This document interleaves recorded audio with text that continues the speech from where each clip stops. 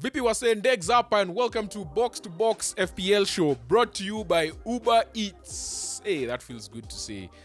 BoxtoBox FPL partnered with Uber Eats and we're doing something special for 3 lucky managers. So our top 3 managers kwa ligi yetu in September tuko na vitu tunawapea. So make sure kwa league code ndio hiyo tunaweka hapo, itakuwa all over the video so hauwezi hata. This week nataka tuongelee injury news obviously. Kuna key players wenye si wote tuko nao kwa FPL wenye wamepata injuries na vitu hizo. Alafu kuna players watatu, kuna kabandwagon fulani wasio na join atakuwa kaa pia si tutaipanda hiyo nduthi ama ni mat. Then teams mbili nataka tuongelee yenye nikawa sana lalia na moja tulishongelea last week. Bado nita repeat story ya hii team. Alafu double game week pia inakam na this week tumetia wildcard. So team yetu inaanza mpya kama vile pia box to box FPL inaanza upya na Uber Eats. Injury news and tunaanza na Bukayo Saka. Bukayo alicheza 90 minutes kwa game ya Arsenal na Spurs but he was subbed off. He limped out of the game. According to Arteta, he missed training. I think first 2 games or first 2 days, Monday, Tuesday or Monday alone, I can't remember. So he's probably a doubt for the next game. For sure he's going to miss the Brentford game, but he is an injury doubt. Next, Maddison got a kick to his knee. Jorginho kicked him. Ange Postecoglou said that he already had this injury going into the game, but he's going to get scans and see what's up, but he didn't call it anything serious. Odson Edouard got a hamstring injury. He was forced off their last game, but Hodgson said he should be fine. Again, it's a hamstring injury. This is one of those things that you just need to be very careful, but he says it's a minor one, nothing too crazy. Trent Alexander-Arnold is back in training and he could possibly play Leicester in the Carabao Cup. Then Harvey Barnes is the more serious one. His looks like it's going to be a long-term injury. So he was going to go for scans as well. And Eddie Howe used the word substantial injury. And chances are he's going to miss a lot of games. So if you have Harvey Barnes, that is someone you need to think about a plan B or a replacement. And that's our injury news for game week 7. Should we join the bandwagon? These 3 players are proving to give us headaches. Number 1, Kieran Trippier.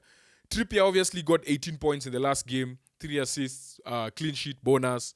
Like he looked the part on the last in the last game.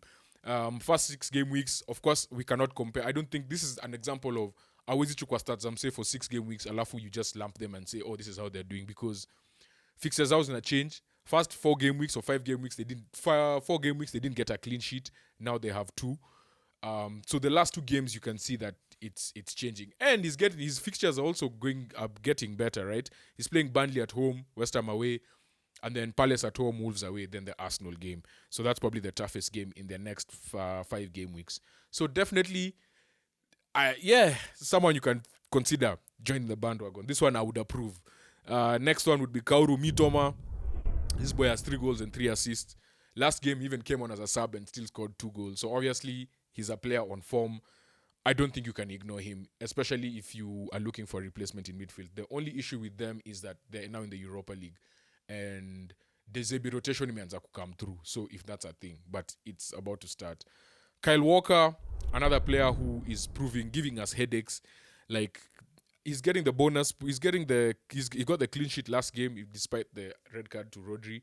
Someone who's playing well. Last game he got an assist for Foden's goal. So again, someone you can consider maybe putting in your team, but I still feel there's a cheaper option to enter that, to be a part of that City midfield in Gvardiol. Even though Gvardiol is not assured of minutes compared to Walker, but at this point those 0.1 0.2s actually matter a lot. So out of these 3, I would say Trippier is the most nailed on player to have in your team. So if you really have to join the bandwagon, that's the one person unafaa kuconsider kwa team yako.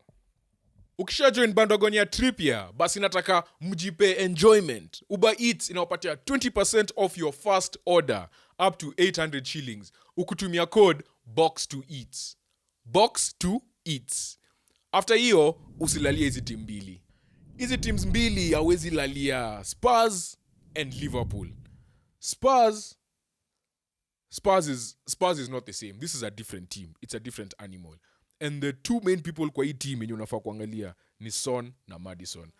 Say kusema tu kweli, there is Son is keeping up with like the likes of Salah now, right? Umsa akona about 5. He doesn't have assist. In terms of shots pale kwa D akona shot 16 and 7 on target na 12 ziko kwa D.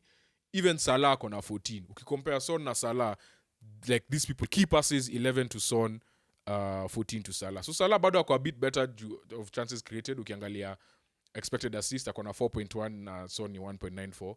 But Son ana right now easy ni appearances sita, but out of those sita I think Nea amecheza kaa winger. The last 2 games Son sasa anacheza kaa striker. So we expect much more from Son.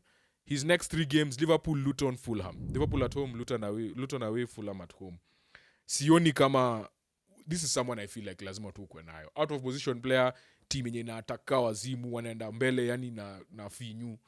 Son is someone I think hawezi kosa. Maddison pia is an option. The only thing na Maddison sahi ananaska injury slight, so he's not looking too sharp. But ukiangalia hata bao zake, he has 2 goals. If I can get his stats, he has 2 goals and 4 assists, 17 shots, 11 on target na 10 ndani ya box. Na huyu msana anacheza mid, by the way, 17 key passes. So stats zake zina keep up with almost anyone kwa league mwenye ana perform kutoka mid. So Maddison ni mse, I feel like Son na Maddison you have to find a way to get them in your team. Liverpool is the other team yenye iko on form, like form yao imeanza kupanda sahi. Ni wase wenye unachikiwa na improve to week by week. But the only person mwenye unaweza get kwa hii team kusema ukweli ni Salah. So as vile tumecompare stats ya Son na Salah, unaona Salah huko juu ana league in almost sijui many categories. Na amepatia na return the last 10 game weeks or 12 going back all the way to last season. So Liverpool na Spurs I think ni teams bila hawezi lalia, lakini Spurs wako na option ya Son na Maddison. Salah the only person to be honest ni Liverpool, the only option to be honest ni Salah. So yeah, hizi team mbili usilalie. Double game week, tuko na double game week, lakini hii double game week hata nikwambie si double game week ya maana. Burnley na Luton, tulipanga squad vizuri, tukatoa watu, tukaingisha Foster tukijua anakuja na hii double game week. Boy akakula red card ile game week 5, so hata game week 6 na hata game zote za game week 7. So hakuna vile, it's not someone worth having. I mean obviously you can't have him at hizi games zote. For Burnley, the highest player mwenye akona the highest possibility ya kuget points this double game week ni keeper wao Trafford, and you cannot put Trafford after all the goals that Burnley are conceding. So the only other option tuko naye ni Carlton Morris anacheza Everton away na Burnley at home. So if you really have to get a player for hii double game week, Carlton Morris is your option at 5.5, I think, if I'm not wrong, 5.5 million. Akona bao 2 na assist moja so far this season, 10 shots in the box, chances created 3, key passes 3, big chances created moja. Hiyo game ya Everton una target sana juu Everton are conceding a lot of I mean it's no Everton by the way after their last win they are coming up slowly, but they can still concede a goal here and there. So Carlton Morris will definitely be on hand to capitalize on that. Burnley now they're just conceding shots everywhere. Like sidhani bado amejel vizuri. So if there's anyone you really have to get in this double game week, the only person mwenye ako viable ni Carlton Morrison. Defenders are how, keepers are how, mids are how. Carlton Morris, mbona mumita Morrison? Carlton Morris is your only option for double game week. Wildcard time. Tumechapa wildcard game week 7. So hii game week 7 tumechapa wildcard. Nishasema hivyo. But nimebambika juu finally nilikuwa nakula stress kwa hii team. So first of all, context. Tulikuwa tumeingisha Foster na tulikuwa tumecreate space, tukaingisha Trossard na tukatoa Foden, tukaingisha Alvarez. So tumecreate space ndio. Next 2 subs ilikuwa kutoa Chilwell, kuingisha Malo Gusto na kuingisha Salah in the next 3 game weeks. The reason why walikuwa nafanya hizi subs zikifuatana ni we have a very clear goal. 40 minuses for the rest of the season. 40 transfers, which means only -8 maximum. That is our maximum for the rest of the season. So far tujakula minus yoyote. option ilikuwa tukule minus tuingishe Salah na Malogusto naye akaenda kapata red, Foster naye akaenda kapata red, kila kitu ikuwa kames tu kila pahali paka sauti na lost. Saka naye he's an injury doubt, so ukiangalia squad ilikuwa bare, hakukuwa na options. Tumekuwa pia na shida ya bench yetu was just weak. We could not, if someone gets injured in the main team, bench haiwezi just call up mtu akuje sub. So one thing we wanted is flexibility. We really wanted flexibility, so we have gone with flexibility. We have gone with good rotation, and I think we shall start with our keepers back there. Aya, tukiangalia hapo keeper, we have opted for options ilikuwa mbili. It was Areola has to be in our team. 4.2 million starting goalkeeper, someone that we cannot ignore. So ilikuwa either tufanye Areola na Flecken ama Areola na Leno. We have decided to go with Areola na Leno. The reason ni our players wawili wana rotate vizuri between game week 9 na 16. So hatutaki kumake sub ya keeper in the next 9 between game week 9 na 16. So tukiangalia West Ham na Fulham, game week 9 watu wanacheza away, Aston Villa away, Tottenham away. Hapa hakuna game rahisi, but you will never get easy games anywhere. I mean, every time. So either way, either team we go with, we'll probably go with Aston Villa away, because I'm sure watakuwa wamecheza I'm sure watakuwa wamecheza Europe ama kitu kaa hiyo. The reason why we're looking for game week 9 back at 16, we're just looking at longevity, yeah? Like, we're looking at how these people rotate in the long term. Game week 10, West Ham wako na Everton at home, Fulham wako na Brighton away. Hiyo of course tunaekea Areola. Game week 11, Areola ako na Brentford. Game week 12, Areola is not a bad option, Nottingham Forest. Then game week 13, obviously Leno is not a bad option. 14, Areola. 15, Leno. 16, Leno. Na 17, Areola. So you see they rotate well. And we are not saying they will, of course, get clean sheets, but wako na save potential. So just games that they will potentially have a lot of saves or possibly keep a clean sheet. So even if we rotate, we don't spend more than isoma 5 million on a keeper. I make sense.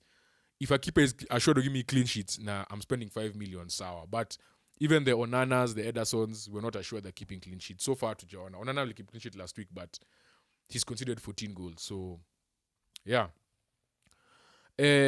Hapo defense tuko na Matikash, Estupinian, Botman, Udogi na Gvardiol. So Gvardiol, Udogi na Estupinian wamebaki. We needed a way into that Newcastle team, ndio maana tumeget Botman. Cash tumeona vile uko choa anaitwa nani? Good evening.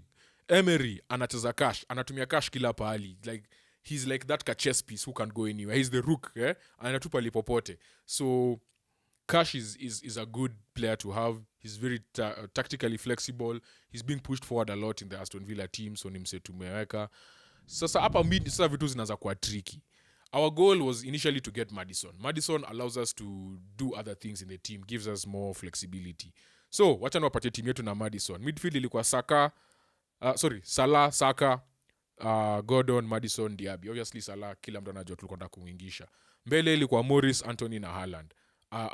Antonio tukaenda kumdowngrade to Edouard.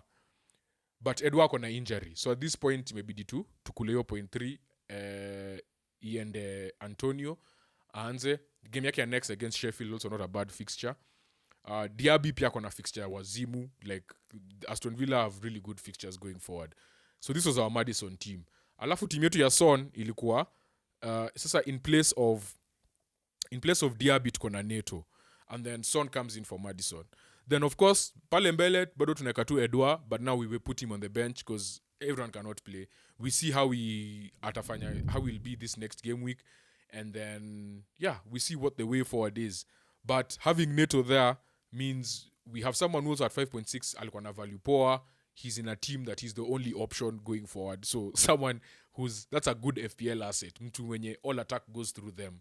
Problem is it's a team that doesn't create many chances. So any chances they score, he'll be involved somewhere. Lakini, they're not many. So you weigh your options. So the only disadvantage na hii team ni kuingisha Son, sasa ina to make less flexible. But kukuwa na Diaby kwa team ile ya Maddison, I'm more confident in it. I can rotate anyone. Nasema tu I'm comfortable. Unacheki. So yeah, depending on what the news is on Madison, tutaenda na team ya Son. If the news is good with Madison, tunaenda na team ya Madison. Clean sheet odds ya game week 7. Obviously, Everton wako huko juu, wanacheza Luton at home. So wako na higher chance ya kukeep clean sheet or highest chance of any team in game week 7. Newcastle second place, ndio wanacheza Burnley. Alafu the next teams ni Man City na West Ham. West Ham wanacheza Sheffield, Man City wanacheza Wolves away. Tukiangalia teams zenye potential ya score 2+ goals, Newcastle wako na 50% chance ya kufunga 2+ goals, and then Man City in second place and Arsenal in third place na hiyo 40%.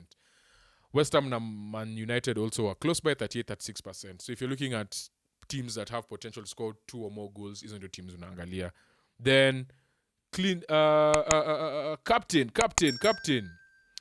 picks for this week. Tutaanza na the obvious. Obviously Erling Haaland ako hapo, most points in FPL tunajua blah blah blah. Yes, Haaland yuko. Next, Mo Salah. And I say this with so much pride, juu najua ako kwa team yangu. So niko na options. Si ati kila saa Haaland your captain by default. It's good to have that option. Salah is playing Tottenham away. Fixture proof, it doesn't matter. This guy has given FPL points kwa game zake zote. So definitely an obvious captain's pick. Another option for captain pick is Carlton Morris, who ni sleeper. The only thing yeye ni striker. Angekuwa midfielder na akona chances created na goals nini hivi ingekuwa poa. But anyway, akona game mbili at the end of the day. 2 is better than 1. But Man City create more chances in 1 game than Luton will do in 3. So Haaland is still the better option for captain. But if Morrison just afunge hapa, afunge pale, one bonus hapa, all of a sudden points in accumulate and akona around 11, 12, unacheki. So yeah, Carlton Morris is option number 3 for captain this week. Number 4, Bruno Fernandes. It's a Crystal Palace. Well, Crystal Palace, Carabao, and they meet again. And a fixture which I feel like akona potential ya come through. Hoylund yuko, Rashford yuko, bado pale mbele. The only thing we don't know ni nani anacheza sasa right wing. Either Pelistri ama Garnacho, atujui. But that means more onus is on Fernandes to create chances. And the last option is, I feel like, after last week, this week ningesema yeye ni captain's pick, na last week angefanyika mngesema unachocha. But yeah, his captain pick. Even last week tulimweka captain pick, by the way. So si ati tumeanza tu leo. We have seen something clearly. Again, another option for captain, and that is Kieran Trippier. Team yetu ya game week 7. So bado hatujui story ya Madison. So tumecreate team mbili, alafu tuone vile itafanyika. Team yetu ya kwanza yenye iko na Salah. Zote ziko na Salah. So team yetu ya kwanza ya Madison iko na Ariola pale nyuma, Cash Estupinian in defense na Botman. Midfield tuko na Salah, Gordon, Madison na Saka. Alafu pale mbele ni Antonio Morris na Haaland. So Diaby ako kwa bench, anacheza Brighton away. If Madison is not fit, then it's just going to be a straight swap. Diaby comes in, or if Saka is not fit. And Gvardiol is also the second sub. So ni vizuri kukuwa na options. Ina feel poa. Hata sahi Madison, Saka wasipocheza nasema I trust in my squad. Diaby, Gvardiol wacheze. Unacheki. Team ya Son, Cash, Gvardiol, Estupinian, Botman. Sasa tuko na back 4. Ariola bado ndio keeper, anacheza Sheffield at home. Midfield ni ya Tottenham, Gordon, Son, Saka. Pale mbele tuko na Morris na Haaland. Hii team kabla nimeki short sikuwa nimechange captain, but I think captain yetu this week bado itakuwa Salah. Itakuwa Haaland, itakuwa Salah. Ina feel poa kusema hivyo. Anyway, I think itaweza kuwa Salah, sijui. But so far at this point, I think in my head captain speak wa this week for team yetu itakuwa Salah. Na hiyo ni game week 7 ya FPL. For those of you that don't know, we have something coming through shortly. Tuta announce, kwa tuned hapa tu BoxtoBox FPL show. Like, share, subscribe, ambia mabeste wako. Si tuko hapa FPL show kila wiki, tunafanya recap, tunafanya preview. Na tuko ready mazee. So come through. Peace.